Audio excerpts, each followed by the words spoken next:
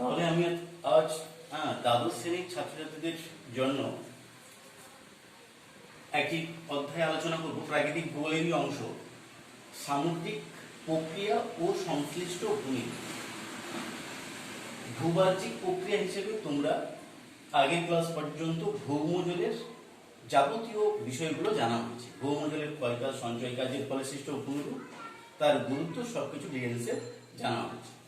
এবার আজকে আমরা দ্বাদশ শ্রেণীর একটি বিষয়, তার পরবর্তী বিষয় সামুদ্রিক প্রক্রিয়া ও তার সংশ্লিষ্ট ভূমিরূপ। এই অংশের মূলত তিনটি পার্ট রয়েছে। একটা হচ্ছে এই যে সমুদ্র তরঙ্গ, এই সমুদ্র তরঙ্গের যাবতীয় ধারণা জানব, সমুদ্র তরঙ্গের ক্ষয় সঞ্চয় কাজ সম্পর্কে জানব, এবং এই অধ্যায়ে আরেকটা যেটা অংশ রয়েছে সেটা হচ্ছে তোমার প্রবাল প্রাচীর ও উপকূলের শ্রেণী বিভাগ। এগুলো তোমরা দ্বাদশ শ্রেণীতে জানো। তো আপাতত তোমরা দেখো সমুদ্র তরঙ্গের ধারণা একটু নিয়ে নাও, যেটা ক্লাস 10-এ তোমরা পড়ে এসছো, অবশ্য ক্লাস 11-এও অল্প পরিমাণে ছিল, তাই না? স্রোত সম্পর্কে তোমরা ডিটেলসে জেনে এসছো। আমি ছোট করে বলি সমুদ্র তরঙ্গ আর স্রোত বিষয়টা কি।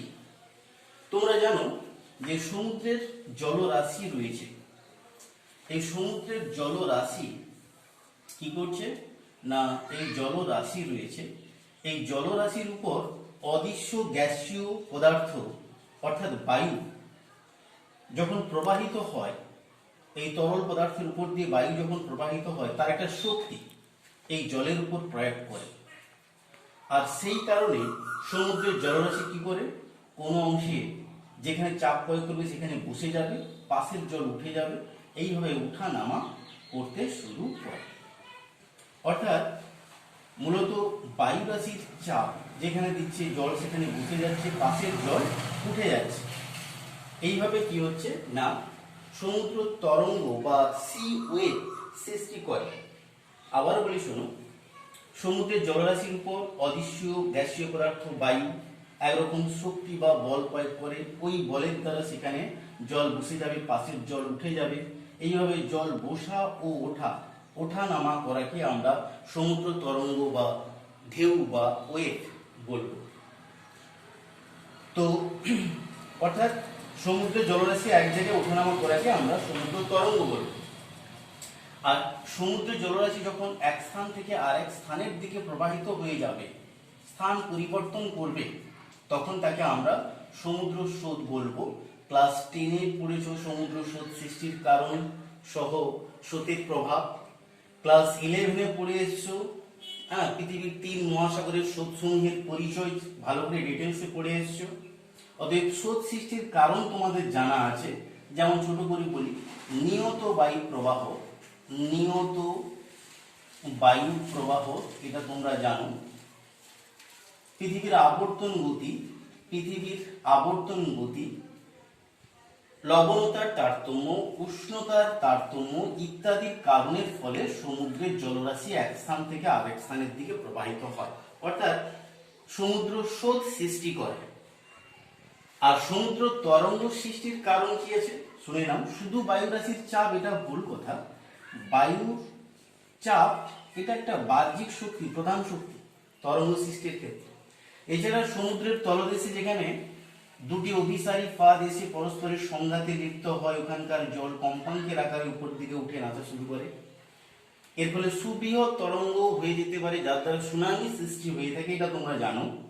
এছাড়া দুটি ফাঁদ সরে গেলে আবার ভূগর্ভের ম্যাগমা বেরিয়ে এসে সেই ম্যাগমা গ্যাস বাষ্প ধাক্কা মারলেও ঢেউ তরঙ্গ সৃষ্টি হয়। অর্থাৎ তরঙ্গ সৃষ্টির কারণ হিসেবে তোমরা কি কি জানলে শুনে নাও। তরঙ্গ সৃষ্টির কারণ হিসেবে তোমরা অর্থাৎ ভূবাহ্যিক কারণ হিসেবে বায়ু রাশির চাপ, জল তরল পদার্থ, তার উপর বায়ু যখন সজোরে চাপ দেয় সেখানে জল বসবে, পাশের জল উঠবে, এইভাবে জল ওঠানামা করলে তাকে ঢেউ বা তরঙ্গ বা ওয়েভ বলছো। সমুদ্র তলদেশে যদি দুটি ফাঁদ পরস্পরের সংঘাতে লিপ্ত হয়, তার ফলে কি হবে না, জলের মধ্যে একটা কম্পাঙ্ক সৃষ্টি হবে, তার দরুন জল নাচানাচি করবে, অর্থাৎ ঢেউ বা তরঙ্গ সৃষ্টি করবে। কিংবা যদি গ্যাস বাষ্প বিস্ফোরণ ঘটিয়ে বেরিয়ে আসে সমুদ্রের তলদেশে এসে আঘাত হানে, তাহলে ঢেউ বা তরঙ্গ সৃষ্টি হবে। আবার দেখো, যদি কি হয় না, ম্যাগমা বেরিয়ে আসে তার ফলেও হবে, গ্যাস বাষ্প বেরিয়ে এলে তার ফলেও হবে। এটা ভূ আভ্যন্তরীণ কারণ হিসেবে মনে রাখবে। ভূবাহ্যিক কিছু মানবিক কারণ রয়েছে। মানুষেরা যদি সমুদ্রের জলের মধ্যে পারমাণবিক বোমা রেখে ফাটায়, তার ফলে জল আসতে শুরু করবে। যেখানে সমুদ্রের একদম পাহাড়ের পাদদেশ পর্যন্ত রয়েছে, সেখানে যখন ধস নামবে, হিমায়ী শঙ্খপাত ঘটবে, তার ফলেও ঢেউ বা তরঙ্গ সৃষ্টি হয়ে থাকে। আপাতত তরঙ্গ সৃষ্টির কারণ, স্রোত সৃষ্টির কারণ তোমরা জানলে।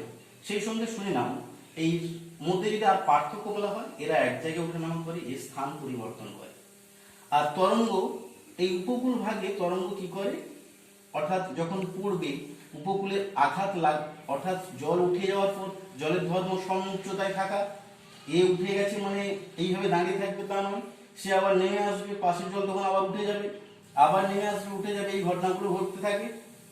তো এখানে একটু শুনে নাও, এই ওঠা নামার সময় যখন পাড়ে নামবে, তখন উপকূল ভাগে আছড়ে পড়লে সেখানে ক্ষয় কাজ হবে, অর্থাৎ তরঙ্গ দ্বারা সমুদ্র উপকূলে ক্ষয়ও হয়, আবার ক্ষয়িত পদার্থ উপকূলে সঞ্চিত হয়ে সঞ্চয় কাজও হয়। তরঙ্গ দ্বারা ক্ষয় সঞ্চয় কাজ লক্ষ্য করা যায়। আর স্রোতের দ্বারা এক স্থান থেকে অন্যত্র ক্ষয়িত পদার্থগুলোকে বহন করে নিয়ে যায়, এটা তোমরা মনে রাখো। আর এর প্রভাব উপকূলবর্তী অঞ্চলে অনেক কিছু রয়েছে। স্রোত মগ্নচড়া সৃষ্টি করে, কুয়াশা তুষার ঝড় সৃষ্টি করে, লন্ডন বন্দরকে সারা বছর গরমমুক্ত রাখতেও সাহায্য করে এর প্রভাব। আবার বিদ্যুৎ উৎপাদন করা যায়, আর তরঙ্গ বা ঢেউকে কাজে লাগিয়েও বিদ্যুৎ উৎপাদন করা যায় আপাতত। আর এরা উপকূল ভাগে বৈচিত্র্যময় ভূমিরূপ সৃষ্টি করে সমুদ্র তরঙ্গ, যা আমরা ডিটেলসে জানবো। আপাতত তোমরা সমুদ্র তরঙ্গের ধারণা পেলে, যে তরঙ্গটা কি, কিভাবে সৃষ্টি হচ্ছে, তার ডিটেলসে বলা হবে। তো এরই প্রেক্ষাপটে এই সমুদ্র তরঙ্গের কতগুলো প্রকৃতি রয়েছে, কতগুলো, এই যে সমুদ্রের জলরাশি বায়ুর চাপে বসে গেছে, পাশের জল উঠে গেছে, তাই না, বসে যাওয়া উঠে যাওয়া, এর ফলে কি হয়েছে, এই যে উত্তল অবতল আকৃতি জলের, তাই না, ভঙ্গি সৃষ্টি হয়েছে, একটা ঊর্ধ্বভঙ্গ অধঃভঙ্গ, ঊর্ধ্বভঙ্গ অধঃভঙ্গ জলের উপর সৃষ্টি হয়েছে, একে ঢেউ বা তরঙ্গ বলা হচ্ছে। এই তরঙ্গের প্রকৃতি বলতে কতগুলো বিশেষ পরিচিতি শুনে না। বলতে দেখো, যে উত্তল অংশ অবতল অংশ হচ্ছে, এই উত্তল অংশের শীর্ষ অংশকে তরঙ্গ শীর্ষ বলে, এইটুকু জাস্ট মনে রাখো। তরঙ্গ শীর্ষ দেখি না, একটা সমুদ্রের জলরাশি যখন ঢেউয়ের আকারে ওঠানামা করছে, তারই ফলে কি ঘটনা ঘটছে না, এই ওঠা কিংবা নামা, এই ওঠার শীর্ষ অংশকে বলা হয় তরঙ্গ শীর্ষ।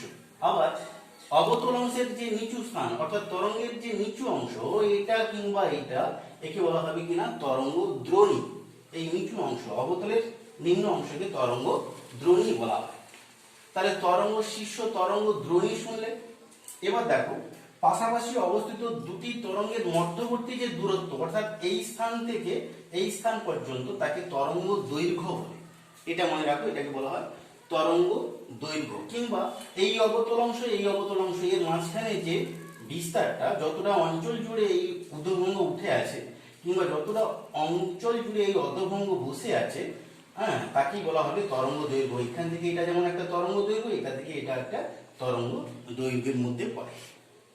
আবার একই রকম দেখো, এই যে ধরো তরঙ্গ দ্রোণী, এই দ্রোণী থেকে যে উপরি অংশটা, অর্থাৎ তরঙ্গ শীর্ষ পর্যন্ত অঞ্চলকে বলা হয় তরঙ্গের উচ্চতা।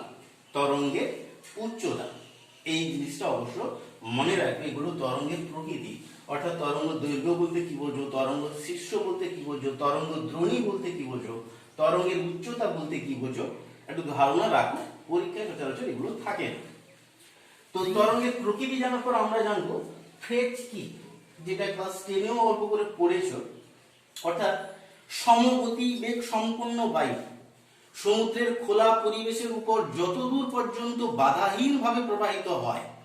সমগতিবেগ সম্পন্ন বায়ু রাশি সমুদ্রের খোলা অংশের উপর দিয়ে যতদূর পর্যন্ত বাধাহীনভাবে প্রবাহিত হয়, ওই পর্যন্ত অংশকে কি বলা হয়, ফেজ।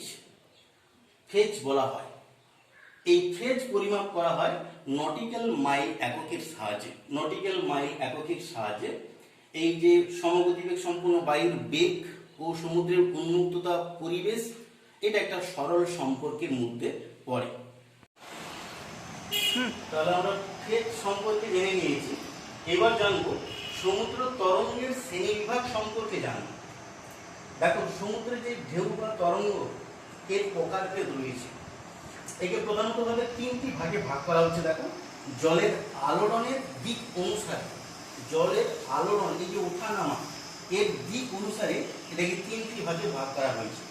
একটা কিনা অনুপ্রস্থ বা স্পন্দন তরঙ্গ, একটা অনুদৈর্ঘ্য বা স্থানান্তর তরঙ্গ, আর স্থির তরঙ্গ বা ক্ল্যাপোটিস। তো দেখো এটা একটা ভাগ কি জলের আলোড়নের দিক অনুসারে, এই যে আলোড়ন ওঠা নামার প্রকৃতির পার্থক্য অনুসারে, সেটা হচ্ছে এই তিনটি ভাগ। এবার চলে আসো জলের অভিমুখ অনুসারে, অর্থাৎ এই যে জল ওঠা নামা এই দিক অনুসারে দুটি ভাগে ভাগ করা হবে, একটা সোয়াশ আর একটা ব্যাক সোয়াশ। অর্থাৎ তরঙ্গের দুটি ভাগ, একটা সোয়াশ আর ব্যাক সোয়াশ।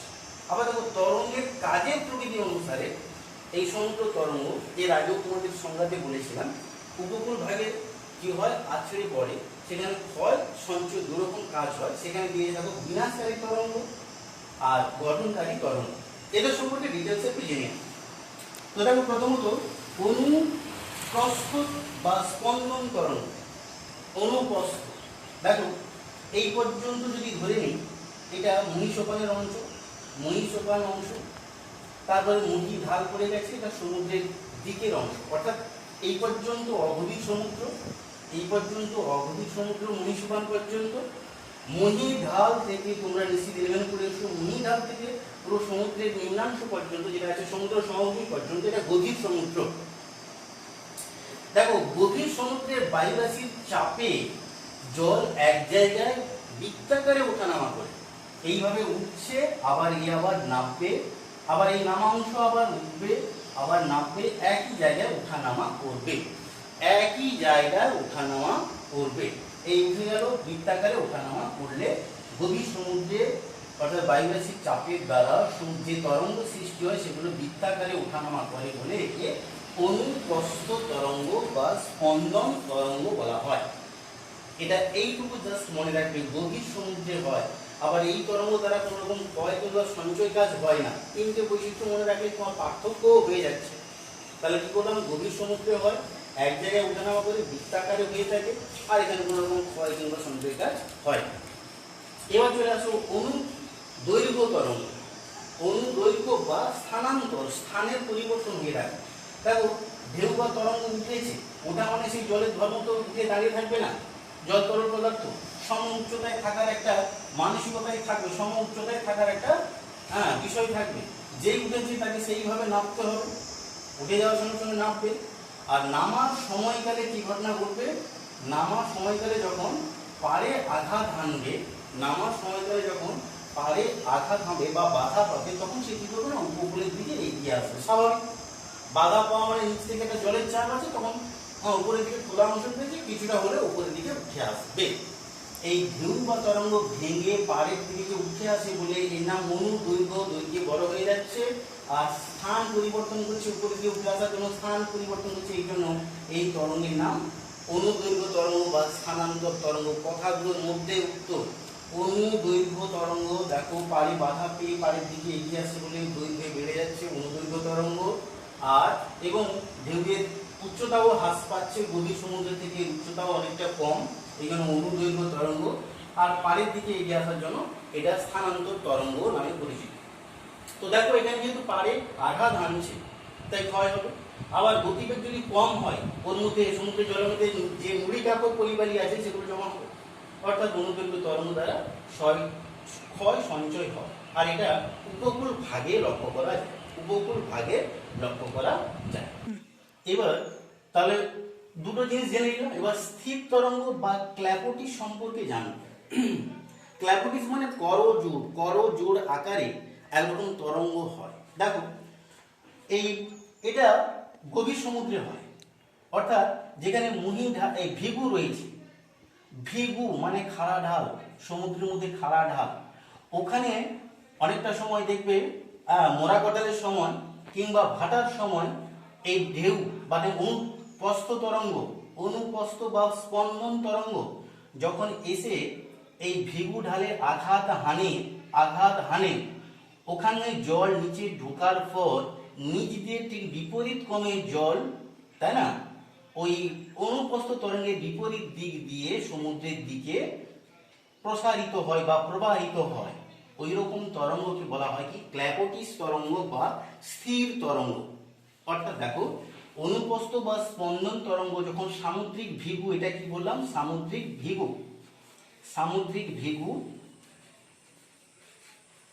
এই সামুদ্রিক ভৃগুতে যখন কি হয়, বাধাপ্রাপ্ত হয় অনুপ্রস্থ তরঙ্গ, তা বিপরীত ক্রমে, অর্থাৎ সেই ভেতর দিয়ে বিপরীত ক্রমে, অনুপ্রস্থের বিপরীত ক্রমে গতি লাভ করে সমুদ্রের দিকে আবার প্রবাহিত হয়ে যায় ওই তরঙ্গটি, অনুপ্রস্থ তরঙ্গটি। ওই রকম তরঙ্গকে ভৃগুতটে যেটা এরকম তরঙ্গ সৃষ্টি হয় তাকে কি বলা হবে, স্থির তরঙ্গ বা ক্ল্যাপোটিস। ক্ল্যাপোটিস আমরা কিন্তু এটা জানলাম জলের আলোড়নের দিক অনুসারে 3 প্রকার তরঙ্গ সম্পর্কে। এবার দেখো, জলের অভিমুখ অনুসারে তরঙ্গ, এটা তোমরা ভালোভাবে জানো। কোথায় না, সাগরের যদি সি ব্রিজে যাও, কিংবা দীঘার সি ব্রিজ, কিংবা পুরীর সি ব্রিজ, গোয়ার সি ব্রিজে যদি যাও তাহলে, বা সমুদ্র সৈকতে যদি যাও, তাহলে কি দেখবে না, কিছুক্ষণ নাড়ালে দেখবে জোয়ারের এই যে সমুদ্রের ঢেউ বা তরঙ্গগুলো ওঠানামা করছে, করতে করতে দেখবে পাড়ে বাধা পাওয়ার সঙ্গে সঙ্গে সেই ঢেউ বা তরঙ্গ স্থলভাগের দিকে উঠে আসছে, স্থলভাগের দিকে উঠে আসছে। অর্থাৎ ঢেউ বা তরঙ্গ এই যে পাড়ে বাধা পেয়ে স্থলভাগের দিকে উঠে আসে, তাকে কি বলা হয়, সোয়াস বলা হয়, সোয়াস, তাই না। অর্থাৎ এই পাড়ের দিকে উঠে আসবে। আবার দেখো, উঠে আসা জল, তাই না, উঠে আসা জল মানে সে অভিমুখের দিকে যাচ্ছে, অভিমুখে ভাঙছে, পাড়ে আছড়ে পড়ছে, পরে উপকূলের দিকে, উপকূলের দিকে এগিয়ে যাচ্ছে, মানে স্থলভাগের দিকে। এটা সোয়াসের ধর্ম। আর ব্যাক সোয়াস কি হচ্ছে, দেখো জলের ধর্ম তোমরা জানো, সম উচ্চতায় থাকা। জল এতটা যদি উঠে যায়, ধর এখানে এতটা উঠে এসছিল, এতটা উঠে এসছিল পাড়ের দিকে, উঠে আসা মানে কি দাঁড়াবে, জল তো এখানে দাঁড়িয়ে থাকবে না, তাকে পুনরায় কি করতে হচ্ছে, ব্যাক করতে হচ্ছে। এই যে পাড় থেকে, উপকূল থেকে বা স্থলভাগের দিক থেকে সমুদ্রের দিকে জল যখন ফিরে আসবে, সোয়াসের জল যেটা উঠে গেছিল সে যখন আবার ফিরে আসবে, তখন তাকে আমরা কি বলবো, ব্যাক সোয়াস বলবো। তাহলে দেখো, সোয়াস ব্যাক সোয়াস দুটো বিষয় মনে রাখবে। এই সোয়াস অপেক্ষায় ব্যাক সোয়াসের টান যদি কম হয় তাহলে সেখানে সঞ্চয় কাজ হয়। আবার সোয়াস অপেক্ষায় ব্যাক সোয়াসের টান, অর্থাৎ সোয়াস যে উঠে গেল, সোয়াস যেটা উঠবে তার থেকে যদি ব্যাক সোয়াসের টান বেশি হয় তাহলে ক্ষয় কাজ হবে। তাহলে কি বললাম, সোয়াস অপেক্ষায় ব্যাক সোয়াসের টান যদি কম হয় সঞ্চয় হবে, কারণ সোয়াস উঠে এসছে, পলিবালি ফেলে দিয়েছে, ব্যাক সোয়াসের টান কম যদি আস্তে আস্তে জল নেমে যাবে। কিন্তু সোয়াস উঠে আসার পর ব্যাক সোয়াসের টান যদি খুব বেশি হয়, খুব বেশি হয়, তাহলে কি হবে, তোমার ওখান থেকে পলিবালিগুলোকে ধুয়ে নিয়ে পালিয়ে আসবে, তখন তাকে কি বলা হবে, ক্ষয় কাজ হবে ব্যাক সোয়াসের দ্বারা। তো দেখো, সোয়াস ব্যাক সোয়াস দুটো বিষয়। জলের অভিমুখ অনুসারে তরঙ্গ দুরকম হয়, যেটা এক কথায় অগভীর উপকূল বা সি বিচে বা সমুদ্র সৈকতে এই সোয়াস ব্যাক সোয়াস লক্ষ্য করা যায়, অন্যত্র গভীর সমুদ্রে এটা হয় না। তো এই উপকূল ভাগে বা সমুদ্র তরঙ্গে, এই তটভূমিতে তরঙ্গের কাজের প্রকৃতি অনুসারে তার সমুদ্র তরঙ্গকে দুটি ভাগে ভাগ করা হয়। একটা কি, বিনাশকারী তরঙ্গ, গঠনকারী তরঙ্গ। কিছু নেই, বিনাশকারী, বিনাশ মানে ক্ষয় বা ভাঙা, এটার কথাটা মনে রাখো, এটার মধ্যে উত্তর আছে। অর্থাৎ সমুদ্র উপকূলে সোয়াসের জল এগিয়ে আসবে, ব্যাক সোয়াসের জল নেমে যাবে, এই ঘটনা ঘটবে। কিন্তু যখনই তোমার কি ঘটনা ঘটছে না, ঘূর্ণিঝড় হচ্ছে কিংবা সুনামির সৃষ্টি হয়, এই ঢেউ বা তরঙ্গ মোটামুটি ভাবে মনে রাখবে 1 থেকে 1.5 মিটার পর্যন্ত হয়। কিন্তু যখন তরঙ্গ অর্থাৎ সুনামির সৃষ্টি হয় তখন 7-8 মিটার পর্যন্ত হয়ে থাকে, 7-8 মিটার পর্যন্ত এই তরঙ্গগুলো সৃষ্টি হয়। তো এবার একটা বিষয় শুনে নাও, যে কি না, বিনাশকারী তরঙ্গ কখন হবে, যখন সমুদ্রে প্রবল ঘূর্ণিঝড় সৃষ্টি হবে, যখন সামুদ্রিক তলদেশে পাতের সংঘাত সৃষ্টি হবে, তার ফলে সুবৃহৎ তরঙ্গ সৃষ্টি হবে, কিংবা যখন ম্যাগমা বেরিয়ে এসে জলের নিচে চাপ দেবে তার ফলেও সুবৃহৎ তরঙ্গ হবে। এই সুবৃহৎ তরঙ্গ যখন পাড়ে আছড়ে পড়ে তখন উপকূল ভাগে ক্ষয় হয়। অর্থাৎ সোয়াস অপেক্ষায় ব্যাক সোয়াসের টান যখন প্রবল হয় এবং 1 মিনিটে এই তরঙ্গ সমুদ্রের তরঙ্গ প্রায় 15 থেকে 20 বার আছড়ে পড়ে, 1 মিনিটে 15 থেকে 20 বার ধরে যদি আছড়ে পড়ে, তখন সেখানে কি হবে, ক্ষয়কাজ বেশি হবে। ওই রকম ব্যাকশ্বাসকে বলা হবে বিনাশকারী তরঙ্গ। ঠিক গঠনকারী তরঙ্গ কাকে বলবে? অর্থাৎ দেখো, গঠনকারী, গঠন করবে, অর্থাৎ নতুন কিছু একটা ভূমিরূপ সৃষ্টি করবে। দেখো, বিনাশের ফলেও ভূমিরূপ হয়, কিন্তু গঠন তার উল্টো কথা, অর্থাৎ জমা কার্যের মাধ্যমে। তোমাদের একটু আগে বললাম, শ্বাসের জল যখন উঠে আসে, ব্যাক শ্বাসের টানটা যদি কম হয়, জল যদি ধীরে ধীরে নামে, কিংবা শ্বাস ও ব্যাক শ্বাস, এই যে শ্বাসের জল যে উঠে আসছে 1 মিনিটে যদি মিনিমাম 5 থেকে 6 বার বা 8 বার ওঠানামা করে 1 মিনিটে, এবং তার গতিবেগ যদি কম হয়, ব্যাক শ্বাসের টান যদি কম হয়, তাহলে পলিবালি পাড়ে থিকে পড়ছে, অতএব সেখানে সঞ্চয় হচ্ছে, মানে সঞ্চয়জাত ভূমিরূপ সৃষ্টি করবে। সেটা হচ্ছে না গঠনকারী তরঙ্গ। তাহলে তোমরা ভালো করে বুঝতে পারলে যে যেটাই আমরা শ্বাস বলছি, এই ব্যাক শ্বাস বলছি, তাকে বিনাশকারী তরঙ্গ বলা হতে পারে, আর শ্বাস মানে গঠনকারী তরঙ্গ বলা হতে পারে। তবে এটা মনে রাখবে, শ্বাস অপেক্ষায় ব্যাক শ্বাসের টান বেশি হলে তখন বিনাশকারী তরঙ্গ। বিনাশকারী তরঙ্গ সৃষ্টির জন্য ঘূর্ণিঝড়, পাতের সংঘাত, অগ্নুৎপাত, এই সমস্ত ঘটনাগুলো বিশেষ প্রভাব ফেলে। আর গঠনকারী তরঙ্গের জন্য ব্যাক শ্বাসের টান কম হলে পলিবালি সঞ্চিত হয়। পলিবালি সঞ্চিত হওয়ার পরে কি ঘটনা ঘটবে না, সেখানে বৈচিত্র্যময় ভূমিরূপ সৃষ্টি হতে পারে। তাহলে বিভিন্ন রকম সামুদ্রিক বান কিংবা স্পিড স্টম্বেলো এরকম বৈচিত্র্যময় ভূমিরূপ সৃষ্টি হবে, সেই জন্য তাকে গঠনকারী তরঙ্গ বলা হবে। 1 মিনিটে 15 থেকে 20 বার হয়, 1 মিনিটে 5 থেকে 8 বার এই তরঙ্গটা হয়ে থাকে। অতএব বিনাশকারী গঠনকারী তরঙ্গ 3টে করে পার্থক্য তোমরা অবশ্য মনে রাখবে। এখানে আর দুটো বিষয় ছোট করে জেনে নেই, সেটা হচ্ছে কি না, সমুদ্র এই তরঙ্গের দুটো ঊর্মি ভঙ্গ।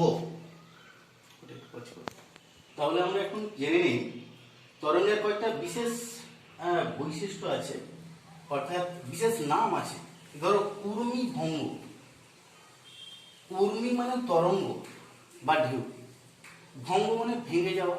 অর্থাৎ একটু ছোট করে শুনে নাও, এই যে অনুদৈর্ঘ্য তরঙ্গ যেটা কিনা অগভীর সমুদ্রে হয়, সেখানে বা উপকূল ভাগে হয় বা পুরোপুরি তটভূমিতে হয়, জল ওঠার পর তাকে কি করতে হবে, নামতে হচ্ছে। যখনই নামছে সে তখন কি করছে না, পাড়ে বাধা পেয়ে স্থলভাগের দিকে এগিয়ে আসছে। তোমরা যে কোনো সি বিচ, অর্থাৎ সাগর সৈকতে, কিংবা দীঘার উপকূলে, কিংবা গোয়ার উপকূলে, কিংবা পুরীর তটভূমিতে যদি যাও, দেখবে সমুদ্রের জল এগিয়ে আসছে, বঙ্গোপসাগরের জল এগিয়ে আসছে। এবার আসার সঙ্গে সঙ্গে যখন পাড়ে বাধা পাচ্ছে, ওঠার সময়কালে যখন পাড়ে বাধা পাচ্ছে, তখন একটা অংশ হুমড়ি খেয়ে, তাই না, অর্থাৎ এইভাবে হুমড়ি খেয়ে পড়ছে। ওই যেই অঞ্চলে হুমড়ি খেয়ে পড়ছে তাকে বলা হয় ঊর্মি ভঙ্গ। ঊর্মি ভঙ্গ। আবার বলি শোনো, এই যে অর্থাৎ তটভূমিতে বা সি বিচে তোমরা যখন গিয়ে দাঁড়িয়ে থাকো জলের কাছাকাছি, দেখো যে ঢেউ বা তরঙ্গ এসে পাড়ে আঘাত পাওয়ার পর স্থলভাগের দিকে এগিয়ে আসার সময়কালে কিছুটা জল অর্থাৎ যে গতিটা পেয়েছিল, এখানে স্থলভাগ বাধা দিচ্ছে আর ওর একটা গতি আছে, এরই ফলে ও উপরে ওঠে, অর্থাৎ স্থলভাগকে অতিক্রম করে জল একটা বেগ নিয়ে সামনের দিকে হুমড়ি খেয়ে পড়ে। এই হুমড়ি খেয়ে পড়া তরঙ্গকে বলা হয় ঊর্মি ভঙ্গ। এবং সেটা একটা জায়গায় যে হয় তা নয়, দেখবে একটা পাড় বরাবর, একটা রেখা বরাবর এই হুমড়ি খেয়ে একটা জলতরঙ্গ ভেঙে পড়ার ঘটনাটা ঘটে থাকে। ওই রকম একটা যে রেখা বরাবর তরঙ্গটা ভেঙে পড়ে তাকে প্লাঞ্চ রেখা বলে। প্লাঞ্চ বলে, প্লাঞ্চ রেখা বলে, এটা মনে রাখবে। অর্থাৎ ঊর্মি ভঙ্গ বা তরঙ্গ ভঙ্গ, আর যে রেখা বরাবর এই ঊর্মি ভঙ্গ বা তরঙ্গ ভঙ্গটা ঘটে তাকে বলা হয় প্লাঞ্চ রেখা। এটা একটা বিষয়। এবার ছোট্ট করে আরেকটা বিষয় বলে দিই, শুনে নাও। চোরাস্রোত অনেক সময় নাম শুনেছো বা অন্ততরঙ্গ নাম শুনেছো, সেটা কি? দেখো দেখো শ্বাসের জল উঠে এসছে, এবার তাকে নামতে সময় দিতে হবে, ততক্ষণ সমুদ্র থেকে আবার একটা শ্বাস সৃষ্টি হয়ে গেছে। তাহলে কি বললাম, শ্বাসের জল উঠে এসেছে, একে কি করতে হবে, ফিরতে হবে। আবার একটা তরঙ্গ ভেঙে পাড়ের দিকে উঠে আসছে, মানে কি আবার একটা শ্বাস সৃষ্টি হচ্ছে। যে শ্বাসের জল প্রথমে উঠে আসছে সে ফিরবে, অর্থাৎ ব্যাক শ্বাস হচ্ছে। আবার একটা শ্বাস উঠে আসছে, এই তটভূমিতে এই ঘটনাগুলো ঘটে থাকে মাঝে মধ্যে। অর্থাৎ কি, যে ব্যাক শ্বাস ফিরছে তার বেগটা যদি খুব বেশি হয়, যে দিক থেকে শ্বাস সমুদ্র দিক থেকে আসছে তার থেকে ব্যাক শ্বাসের বেগ যদি খুব বেশি হয়, অর্থাৎ শ্বাসের নিচে ব্যাক শ্বাসের জল ঢুকছে, এই শ্বাসের নিচে ব্যাক শ্বাসের জল যদি ঢুকে যায় তাহলে কি ঘটনাটা ঘটবে, অর্থাৎ ওই জায়গার যে পলি বালি যা কিছু আছে মানুষজন যদি থাকে তাকেও টেনে নিয়ে চলে যাবে, হয় বালি চাপা দিয়ে দেবে কিংবা দূরবর্তী স্থানে নিয়ে গিয়ে বের করে দেবে গভীর সমুদ্রের দিকে, তাই না? এইরকম স্রোতকে চোরা স্রোত বা অন্তঃতরঙ্গ বলে। বিষয়টা আবার শোনো, আমি বলছি যে শ্বাস এর তরঙ্গ একটা উঠে আসার পর তাকে ফিরতে হবে, ওই ফেরা তরঙ্গ বেগ যখন বেশি হবে, অর্থাৎ যখন ঘূর্ণিঝড় হয়ে থাকে বায়ুর বেগ বেশি থাকে ওইরকম সময়কালে হয়, বেশি পরিমাণ জল চলে এসছে, আবার যখন পাড়ে সমুদ্রের দিকে ফিরবে তার বেগ তখন বেশি, অর্থাৎ ব্যাক শ্বাসের টান বেশি, সেই সময় আরেকটা শ্বাস উঠে আসছে, সেই শ্বাসের মধ্যে ব্যাক শ্বাসের জল পড়া মানে ওখানে যে পলি বালি যা কিছু আছে সব কিছুকে টেনে নিয়ে বেরিয়ে চলে যাবে কিংবা মাটির নিচে ভরে দেবে, অর্থাৎ বালির নিচে ভরে দেবে। ওই রকম স্রোতকে বলা হয় চোরা স্রোত বা অন্তঃতরঙ্গ। এই বিষয়টাও তোমরা জানলে, এগুলো কোশ্চেন হিসেবে উর্মি ভঙ্গ কি, প্লাঞ্চ রেখা কি, তাই না, সঙ্গে চোরা স্রোত কি, এগুলো 2 নম্বরে কোশ্চেন থাকতে পারে। এবার চলে আসো উপকূল ও তটভূমির পরিচয়। দেখো, জলভাগ স্থলভাগ দুটি ভূভাগ, তাই না, জলভাগ ও স্থলভাগ। আমাদের ভারতের 3 দিক জলভাগ। এবার চিন্তা করে দেখো, আরব সাগর, বঙ্গোপসাগর, এখানে কি বলছে দেখো, এই যে স্থলভাগ ভারত ভূখণ্ড আর সাগর, এই স্থলভাগ জলভাগ যে রেখা বরাবর মিলিত হয় বা স্থলভাগ জলভাগের মিলিত জায়গাটিকেই আমরা বলবো উপকূল। 1 নম্বরে দিয়েছি উপকূল। আর এই উপকূল বরাবর রেখাকে উপকূল রেখা, এটা তোমরা ক্লাস 10 পড়ে এসেছো, এটা হচ্ছে ভারতের পশ্চিম উপকূল আর এটা কি পূর্ব উপকূল, এটা পূর্ব উপকূল, এটা পশ্চিম উপকূল, অর্থাৎ এটা পশ্চিম উপকূল। জলভাগ স্থলভাগ যে রেখা বরাবর অবস্থান করছে তাকে উপকূল রেখা বলা হবে, তাই না, এই উপকূল রেখা। এবার দেখো, উপকূল থেকে সমুদ্রের দিকে অর্থাৎ মহীসোপানের শেষ অংশ পর্যন্ত, মহীসোপানের শেষ অংশ পর্যন্ত, এই মহীসোপানের শেষ অংশ পর্যন্ত ভূভাগকে আমরা বলবো তটভূমি। তটভূমি, তাহলে তটভূমি বা সৈকত ভূমি বা বেলাভূমি, তটভূমি বা সৈকত ভূমি বা বেলাভূমি কাকে বলে আবার শুনে নাও। বলছে উপকূল থেকে মহীসোপানের শেষ অংশ পর্যন্ত মৃদুঢাল যে ভূভাগ রয়েছে তাকেই বলবো আমরা কি তটভূমি বলবো। এই তটভূমির ভাগ রয়েছে, তো কটি ভাগ, প্রধানত 3টি ভাগ, এটা তোমাদের মনে রাখতে হবে। 3টি ভাগের পার্থক্য মনে রাখতে হবে, এই যে 2 নম্বর 3 নম্বর আর 4 নম্বর কথাটা বলেছি। 3 নম্বরে যে সম্মুখ তটভূমি, যে সম্মুখ তটভূমি, এতটা সম্মুখ তটভূমি, এই সম্মুখ তটভূমির বিষয়টা যদি জেনে থাকো, তার পেছনকে পশ্চাৎ সামনের দিকে, তাই না, পুরো দৃশ্য তটভূমি বলে এটা বলতে পারবে। একটু শুনে না, ভরা জোয়ারের সময় জল সর্বোচ্চ যতটা উঠে আসে, অমাবস্যা পূর্ণিমা তিথির দিন কি হয় না, ভরা জোয়ার, ওই ভরা জোয়ারের সময়, তাই না, ভরা জোয়ারের সময় জল যতটা উঠে আসে, এই সর্বোচ্চ জল উঠে আসে, দেখো জোয়ারের সর্বসীমা বললাম। এবং মোরা জোয়ার বা মোরা কোটাল, এটা ভরা কোটাল, এটা মোরা কোটাল, কৃষ্ণ ও শুক্ল পক্ষের অষ্টমী তিথিতে হয়। মোরা কোটালের সময় জল, অর্থাৎ মোরা কোটালে জোয়ারের ভাটার সময় জল যতটা নেমে আসে, ভাটার সময় জল যতটা নেমে আসে, অর্থাৎ ভাটার সীমা নিম্ন সীমা, এটা জোয়ারের উচ্চ সীমা, ভাটার নিম্ন সীমা, তাই না।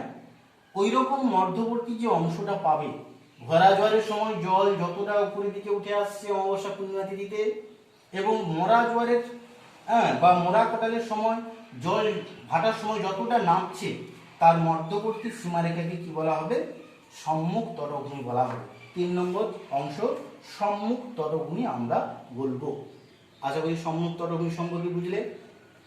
সঙ্গে সঙ্গে শুনে নাও, এই যে ভরা জোয়ারের ঊর্ধ্ব সীমা থেকে, ভরা জলের সময় জল যতটা উঠে যায় তার থেকে উপকূল পর্যন্ত অঞ্চলকে, এই উপকূল পর্যন্ত অঞ্চলকে আমরা কি বলবো, পশ্চাৎ তটভূমি, অর্থাৎ সম্মুখের পিছনের দিকে বলে এর নাম পশ্চাৎ তটভূমি। আবার দেখো, ঠিক ভাটার সময়, মোরাকোটালে ভাটার সময় জল যতটা নেমে আসে সেখান থেকে মহিষাপালের শেষ অংশ পর্যন্তকে বা সমুদ্র দিকের অংশটাকে আমরা বলবো পুরোদেশীয় তটভূমি। পুরোদেশীয় তটভূমি, পুরোদেশীয় তটভূমি বলবো। তাহলে দেখো, পুরোদেশীয় তটভূমি কি না, মোরাকোটালের ভাটার নিম্ন সীমা থেকে সমুদ্র দিকের অংশ অর্থাৎ মহিষাপালের শেষ অংশ পর্যন্ত আমরা পুরোদেশীয় তটভূমি বলবো। তটভূমি তো পুরো সমুদ্র নয়, মহিষাপালের শেষ অংশ পর্যন্ত তটভূমি ধরা হয়, অতএব সেটা হচ্ছে কিনা পুরোদেশীয় তটভূমি। তিনটের মধ্যে কিছু বৈশিষ্ট্য দেখো, এটা সব সময় দেখা যায়, এটা জোয়ারের সময় ডুবে যায়, ভাটার সময় দেখা যায়। আবার এটা কি হয়, সব সময় জলের মধ্যে থাকে, অর্থাৎ পুরোদেশীয় তটভূমি জলের মধ্যে থাকে, সম্মুখ তটভূমি জোয়ারের সময় ডুবে থাকে, ভাটার সময় দেখা যায়, আর পশ্চাৎ তটভূমি সবসময় দেখা যায়। আর পশ্চাৎ তটভূমিতে একমাত্র ওই ঝটিকা বা সুনামি তরঙ্গের সময় এখানে ক্ষয় সঞ্চয় হয়, না হলে সম্মুখ তটভূমিতে ক্ষয় সঞ্চয় কাজ লক্ষ্য করা যায়। আর এই জলের মধ্যে ডুবে থাকে, এখানে বিশেষ কিছু লক্ষ্য করা যায় না। অতএব তোমরা পশ্চাৎ তটভূমি, সম্মুখ তটভূমি, পুরোদেশীয় তটভূমির পার্থক্য অবশ্য জেনে রাখবে। তাহলে আমরা উপকূল ও তটভূমির ধারণা, তটভূমির শ্রেণী বিভাগ জানলাম।